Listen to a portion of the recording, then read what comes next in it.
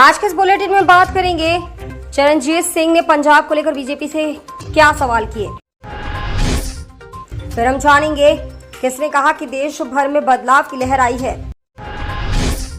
फिर हम बात करेंगे किरण चौधरी ने क्यों कहा कि हमें जनता मारी तो मरेंगे लेकिन किसी और के मारने से मरने वाले नहीं। बुलेटिन के आखिरी में बात करेंगे एक युवक के कई बार मतदान करने पर चुनाव आयोग ने क्या किया।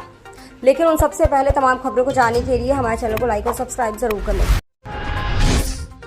तो चलिए एक नजर डालते हैं सुर्खियों पर। ओम प्रकाश राजभर ने सपा और कांग्रेस पर हमला बोलते हुए कहा कि अखिलेश और राहुल अभी बच्चा हैं और हम उनके चच्चा हैं।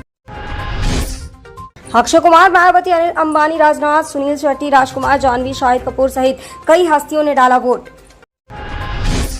केजरीवाल बोले बीजेपी ने आपको खत्म करने के लिए ऑपरेशन झाड़ू शुरू किया। पीएम से खालिस्तानी और आतंकवादी जैसे शब्द सुनकर हमें दया आती है। मनोज तिवारी के प्रचार में जुटी माधवी लता बोली अभी तो यह तीर चला है, अगर जरूरत पड़ी तो त्रिशूल भी चलाऊंगी। शरद पवार ने महाराष्ट्र की सीटों को लेकर बोले पीएम मोदी अपना आत्मविश्वास खो चुके हैं। तभी 18 रैलियों की और नेहरू और इंदिरा जब पीएम थे तो वो 1 या 2 रैली करते थे।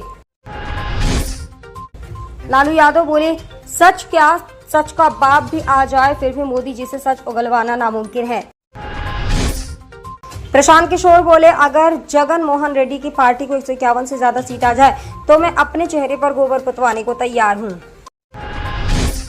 संजय सिंह बोले पीएम मोदी किसी भी हद तक जा सकते हैं। पीएमओ की तरफ से अरविंद केजरीवाल के ऊपर हमले की साजिश रची जा रही है।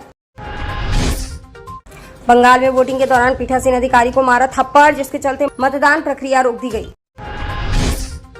नित्यानंद राय ने तेजस्वी यादव की 300 सीट जीतने के दावे पर कहा बिहार की 40 सीट एनडीए जीतेगी, इंडिया अलायंस वालों की जमानत जब्त होगी।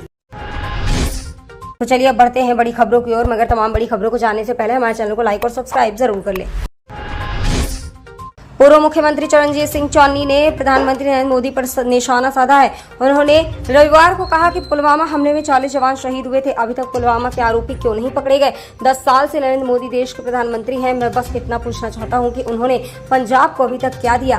दरअसल पंजाब चुनाव आयोग ने भारत चुनाव आयोग को चरणजीत सिंह चन्नी के खिलाफ एक रिपोर्ट बनाकर भेजी थी और कार्रवाई करने के लिए कहा था। इस मामले में आज फिर उन्होंने सफाई पेश की है।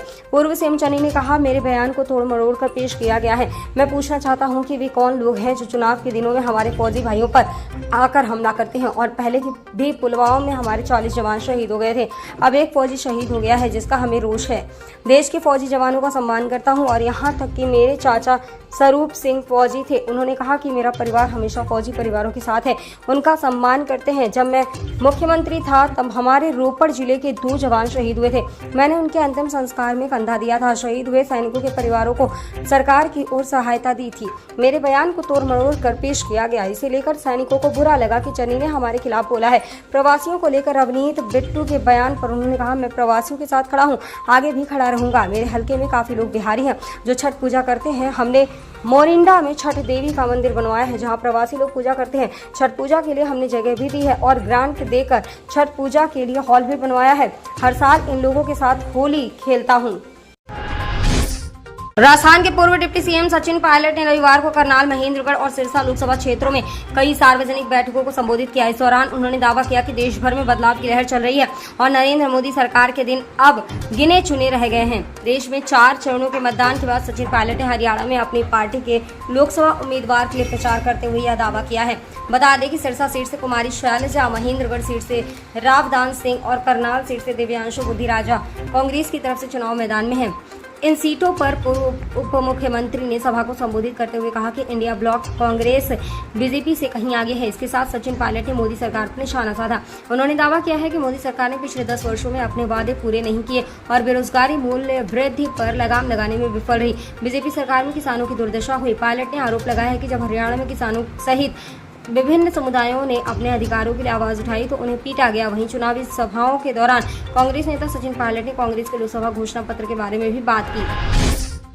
हरियाणा कांग्रेस में गुटबाजी थमने का नाम नहीं ले रही है। पूर्व मंत्री किरण चौधरी ने अनदेखी और राजनीतिक तौर पर खत्म करने और मारने का आरोप लगाकर हरियाणा कांग्रेस की राजनीति में भूचाल ला दिया है। उन्होंने साफ कहा है कि यहां पूर्व मुख्यमंत्री भूपेंद्र सिंह हुड्डा, प्रदेश प्रभारी दीपक बाबरिया और प्रदेशाध्यक्ष उदय भान यहां आए, मगर मुझे कोई सूचना ही नहीं दी गई। जहां से मैं 5 बार से विधायक हूं, वहां बैठक की जाती है मगर कोई सूचना नहीं दी जाती। प्रत्याशी रावदान सिंह को 2 दिन में मैंने कई बार कॉल किया मगर वे मेरा फोन ही नहीं उठा रहे हैं। यह एक तरफ से बेइज्जती की जा रही है। हमारे बारे में सोचते हैं कि इन्हें खत्म कर दो, मार दो। बिल्कुल। किरण चौधरी ने कहा कि सभी एक होकर चलते और एक मंच पर आते तो एकता का संदेश जाता, पर ये क्या संदेश देना चाहते हैं पता नहीं। उन्होंने फिर दोहराया कि हमें जनता मारे तो मरेंगे, किसी और के मारने से मरने वाले नहीं है। किरण चौधरी ने इससे पहले बेटी श्रुति के टिकट कटने पर इशारों में पूर्व मुख्यमंत्री भूपेंद्र सिंह हुड्डा पर षड्यंत्र रचने का भी आरोप लगाया है। किरण चौधरी सिरसा में प्रचार कर रविवार को भिवानी अपने आवास पर पहुंची। यहां आने के बाद वह खुलकर बोली और कुछ नेताओं पर गंभीर आरोप भी लगाए। पूर्व मंत्री ने सबसे पहले सिरसा लोकसभा क्षेत्र का जिक्र करते हुए कहा कि वहां कुमारी सैलजा को लोगों का भी समर्थन मिल रहा है। मैं पार्टी की समर्पित सिपाही हूं। प्रत्याशी दान सिंह ने कहा है कि तोशाम में दोनों दफ्तर खुलवाएं और खुलकर उनके समर्थन में आवाज उठाई।